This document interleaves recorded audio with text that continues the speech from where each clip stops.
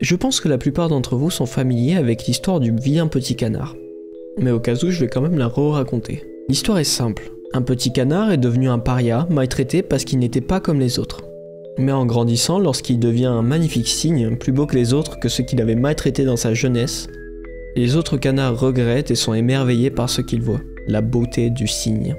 La morale de l'histoire est de respecter tout le monde de manière égale, peu importe leur apparence.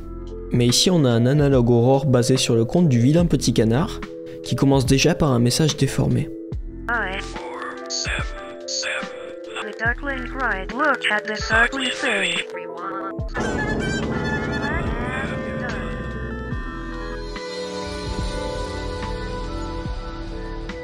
Je n'étais pas vraiment censé faire de vidéo, car je suis pas chez moi.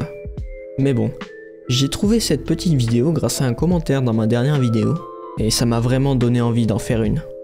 Vu que c'est bientôt Noël, j'espère que vous considérez ça comme une bonne petite vidéo de Noël, même si c'est pas vraiment le sujet. Le sujet, justement, est un analogue aurore créé sur le vilain petit canard.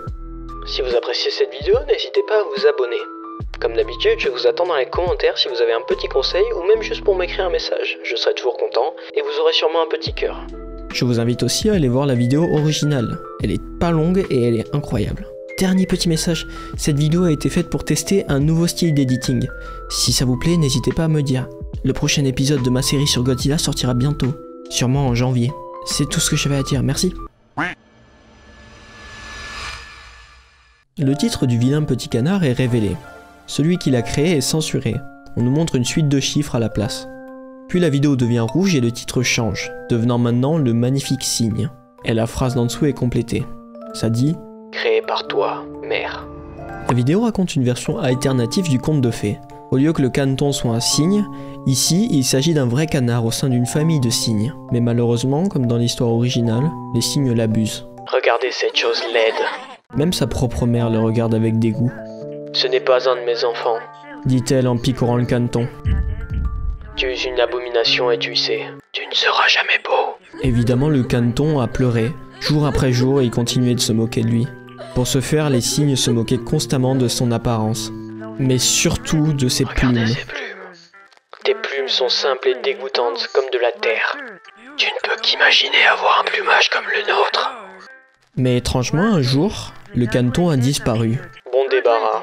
Ce petit nabot ne faisait que souiller notre famille. Puis après un petit time skip, tous les cygnes ont bien grandi, sont devenus majestueux, et ils sont tous prêts à quitter leur nid. Il est venu temps pour vous d'aller trouver vos propres maisons, dit la mère.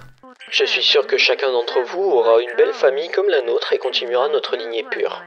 Après ce petit speech, tout le monde est prêt et part sur une rivière. Cette petite balade sur l'eau leur fait revenir quelques mémoires du passé. C'est vraiment dommage, même s'il n'était pas très beau, ça fait vraiment étrange qu'il ne soit pas là. On apprend que celle qui parlait s'appelait Sylvie, et le ciel devient de plus en plus noir. Le cygne blanc, Simon comme il s'appelle, se moque constamment de notre petit canard. Sylvie est choquée et pas contente. Juste parce qu'il était un peu différent, ça nous donnait pas le droit d'être des si gros connards avec lui. Une silhouette familière apparaît en arrière-plan, avant de disparaître rapidement, puis de kidnapper Simon pendant que Sylvie lui parle. Il commence à faire noir. Où est tout le monde?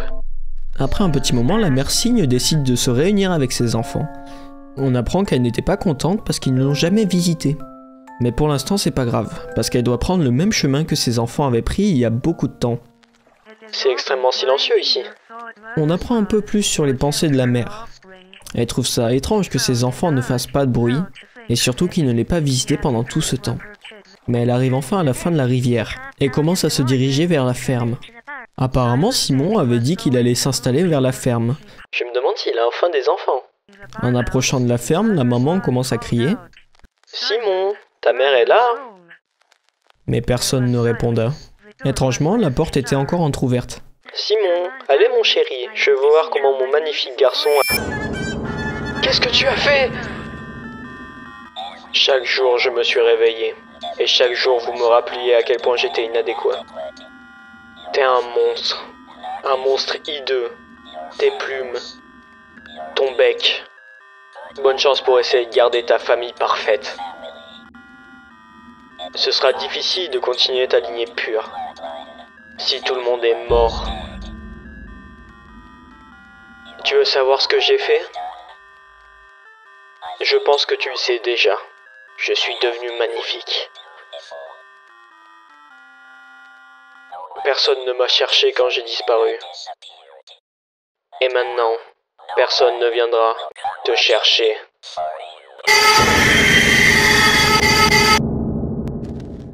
C'était cool, pas vrai? Récapitulons. Cette histoire raconte une version alternative de l'histoire du vilain petit canard. Cette fois-ci, le vilain petit canard est bien un canard, mais cette fois il est dans une famille de cygnes. Comme dans l'histoire originale, il est abusé, parce qu'il n'est pas comme eux. Il se moque de son bec, ses plumes, et tout ce qu'il est en général. Un beau jour, il en a marre, et il disparaît. Puis après un long moment, la famille qu'il abusait a grandi, et ils sont tous prêts à partir de leur propre nid. Et en partant, notre petit canard décide de les kidnapper, sûrement les torturer, et aussi voler leurs plumes et leur bec. C'est même chose qu'il se faisait constamment moquer. Il dit lui-même être devenu magnifique. Une chose que sa mère avait dit qu'il serait impossible.